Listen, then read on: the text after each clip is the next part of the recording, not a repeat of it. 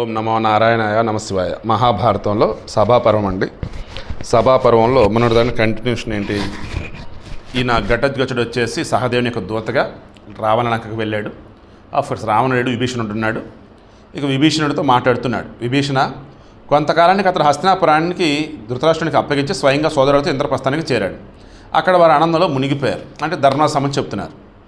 ఆ రెండు నగరాలు గంగా యమున నదుల మధ్య ఉన్నాయి. ధర్మపరాయణటువంటి యుధిష్ఠిరుడు ఇంద్రప్రస్థంలో ఉండి పరిపాలన సాగించాడు.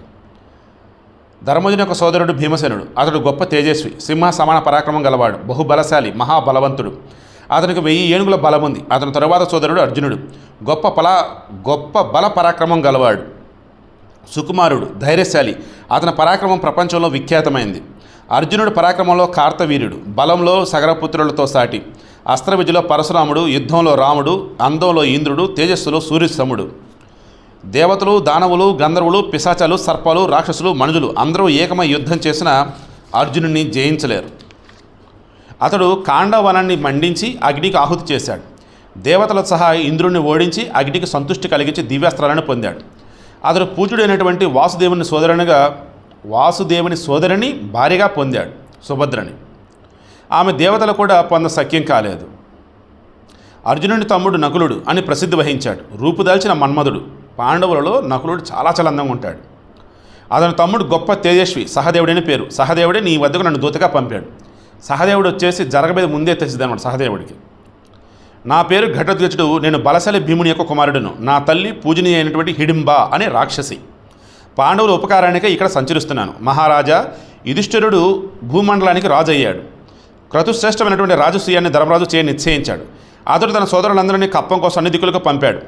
యాదవ వీరుడు శ్రీకృష్ణుడితో కూడి ధర్మరాజు తన సోదరులను దిగ్విజయానికి ఆదేశించాడు. ఉత్తర దిక్కు అర్జునుడు శీఘ్రంగా కప్పం కోసం వెళ్ళాడు.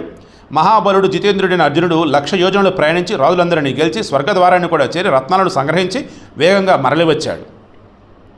నానా విధాలైన రంగురంగుల గుర్రాలను కానుకగా గ్రహించి రత్నరాసులను స్వీకరించి అర్జునుడు ధర్మరాజును కానుకగా సమర్పించాడు. భీమసేనుడు తన బలంతో తూర్పు దిక్కును పసిపరుచుకొని రాజులందరినీ అణిచివేసి ధర్మరాజుకు ధనాన్ని అప్పగించాడు. పడమర దిక్కుకు నకులుడు కప్పానికే సాగిపోయాడు. సహదేవుడు దక్షిణ దిక్కుకు పోయి అందరినీ జయించాడు. రాజేంద్ర, అతడు గొప్ప సత్కార భావంతో నన్ను మీ వద్దకు రాజ సంబంధమైన కప్పానికి పంపాడు. అంటే రాజులు ఇవ్వాల్సింది ఏదో దానికోసం పంపాడయ్యా. పాండవుల చరిత్ర మీకు సంక్షేమంగా తెలియజేశాను. మహారాజా, యుధిష్ఠిరుడైనటువంటి ధర్మరాజును పవిత్రమైనటువంటి రాజసూయాన్ని నడిపిస్తున్నటువంటి పూజ్య శ్రీకృష్ణ భగవానుని దృష్టిలో ఉంచుకొని ధర్మరాజుకు కప్పాన్ని కట్టవలసింది అని చెప్పేసి వినమ్రంగా చెప్పాడు. ఘటోత్కచుని ఈ మాటలు విని రాక్షసరాజు విభీషణుడు మంత్రులతో సహా ప్రసన్నుడయ్యాడు. విభీషణుడి ప్రేమతో ఆ ఆజ్ఞను స్వీకరించాడు. శక్తిశాలి, బుద్ధిమంతుడైనటువంటి విభీషణుడు దానిని సమయ విధానమని గుర్తించాడు. అతడు సహదేవునికి ఏనుగు అంబారీకి వీలైన కంబళీలు, పరుపులు, బొంతలు, ఏనుగు దంతాలతో బంగారంతో చేసిన పాన్పులు, మనులు, స్వర్ణమయమైనటువంటి అనేక వస్తువులు ఇచ్చాడు. అనేక విచిత్రాభరణాలు, విలువైన వస్తువులు, మంచి పగడాలు, మనులు, రత్నాలు, బంగారు పాత్రలు, కలశాలు, ఘటాలు, గుండిగలు, జలపాత్రలు కానుకలుగా సమర్పించాడు.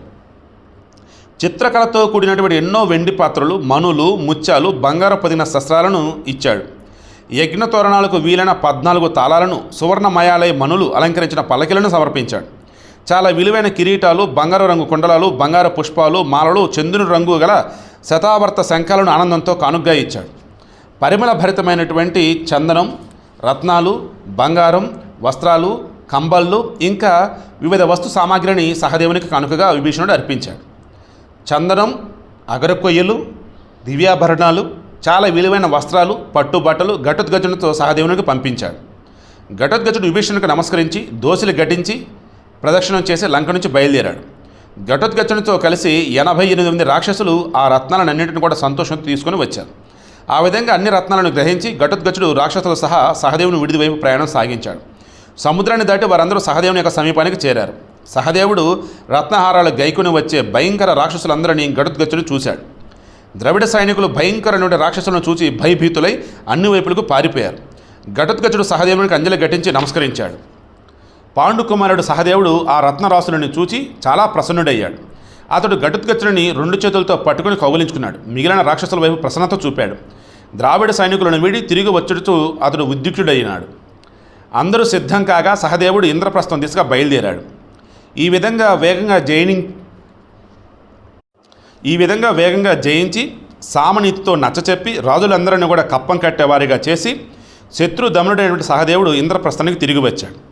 రత్నాల రాసులను గ్రహించి రాక్షసులతో కూడా సహదేవుడు ఇంద్రప్రస్థంలోకి ప్రవేశించాడు. ఆ సమయాన కోలాహలంతో భూమి కంపించినట్లుగా ఉంది. సహదేవుడు ధర్మరాజును చూచి అంజలి ఘటించి వినమ్ర భావంతో నమస్కరించాడు. అప్పుడు యుధిష్ఠిరుడు అతన్ని ఎంతగానో గౌరవించాడు. లంక నుంచి తెచ్చిన అత్యంత దుర్లభమైనటువంటి ధనరాశులను చూచి ధర్మరాజు మిక్కిలి ఆనందించాడు. ఆ ధనరాశుల్లో 1000 కోట్ల విలువైన బంగారం ఉంది. విచిత్రమణులు, రత్నాలు ఉన్నాయి. గోవులు, మేకలు, దున్నలు కూడా అధిక సంఖ్యలో ఉన్నాయి. వీటినన్నింటిని కూడా ధర్మరాజుకు సమర్పించి కృతకృత్యుడై సహదేవుడు ఆనందంతో రాజధాని నగరంలో నివసించసాగాడు. సో ఓ రకంగా వెలకట్టలేనటువంటి సంపదన అంతా కూడా వచ్చింది ఎక్కడి నుంచి అంటే లంకా నగరం నుంచే వచ్చింది. ఎవరు తెచ్చాడు? గచ్చుడు తెప్పించుతారంటే సహదేవుడు. ఇక నకులుని యొక్క పరాక్రమాన్ని, విజయాన్ని కూడా వివరిస్తాను విని అని చెప్పేసి వైశంపాయనుడు చెప్తున్నాడు. నకులు ఇటు సైడ్ పశ్చిమ సైడ్ వెళ్ళాడు. శక్తిశాలి నకులుడు భగవానుడు వాసుదేవుని ఆధీనంలో ఉంటే పశ్చిమ దిక్కును ఎలా జయించాడో చెప్తాను విను. అప్పటికే కృష్ణ భగవాన్ ఎటు సైడ్ ఉన్నాడు? ద్వారక సైడ్. ద్వారక ఎటు గుజరాత్, అది వచ్చేసి మన భారతదేశంలో ఇట్లా పశ్చిమ దానం. సో అటు సైడ్ వెళ్ళాడు. ఇక బుద్ధిమంతుడు నకులుడు పెద్ద సేనతో కాండవ ప్రస్థం నుంచి పశ్చిమ దిక్కుకు బయలుదేరాడు. అతడు సైనికుల సింహనాదాలు, యోధుల గర్జనలు, రథచక్ర ఘోషలతో భూమిని కంపింపజేస్తూ బయలుదేరాడు. వెడుతూ చాలా ధనధాన్యాలతో సుందరము, గోసంపన్నము కుమారస్వామికి ఇష్టమైనటువంటి రోహితకం అనే పర్వత ప్రాంతాన్ని నకులుడు చేరాడు. అక్కడ మత్త మయూరకులనే పేరు గల రాజులతో ఘోర సంగ్రామం జరిగింది. వారిని జయించి సమగ్రమైనటువంటి మరుభూమిని, ధాన్యంతో తొలదోగే సైరిష్కాన్ని, మహోత్త దేశాన్ని జయించాడు. తేజస్వి మరుభూమి శాసకుడు అయినటువంటి ఆక్రోషుని జయించాడు. ఆక్రోషునితో అతని గొప్ప యుద్ధం జరిగింది. పిమ్మట దశర్ణ దేశాన్ని ఓడించి నకులుడు సిబి, త్రిగర్త, అంబస్ట, మాలవ, పంచకర్పట, మాధ్యమిక దేశాలను అన్నింటిని కూడా జయించి వాడదాన దేశీయులను కూడా వశపరుచుకున్నాడు.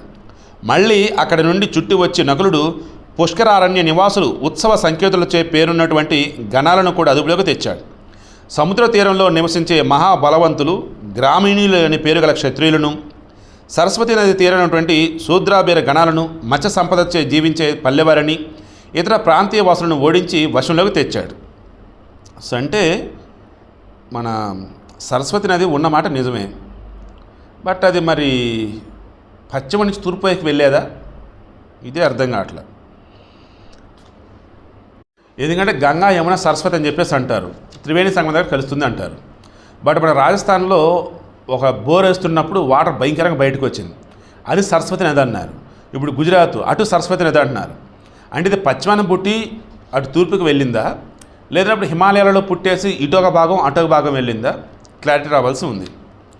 ఇక సమస్త పంచన దేశాలను అంటే పంజాబ్ అనమాట, అమరపర్వతం, ఉత్తర జ్యోతిష్యం, దివ్యకటం, ద్వారపాల నగరాలను తేజస్వైనటువంటి నకులుడు కొద్ది సమయంలో గెలిచాడు.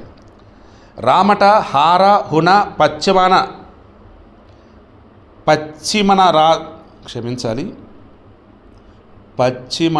రాధీషులనందరినీ పశ్చిమనటువంటి రాజులందరినీ కూడా నకులుడు ఆజ్ఞామాత్రం చేతనే జయించి ఆధీనంలోకి తెచ్చాడు.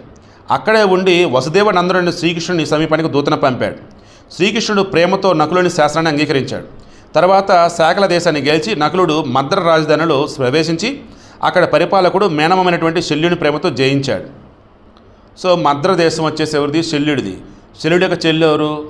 మాద్రి ఎవరు? నకులుడు సహోదరుల యొక్క అమ్మ. ఇక శల్యుని సమ్మానానికి అర్హుడైనటువంటి నకులుడు ఉచిత సత్కారాన్ని పొంది కానుకగా రత్నరాసులను గ్రహించి బయలుదేరాడు.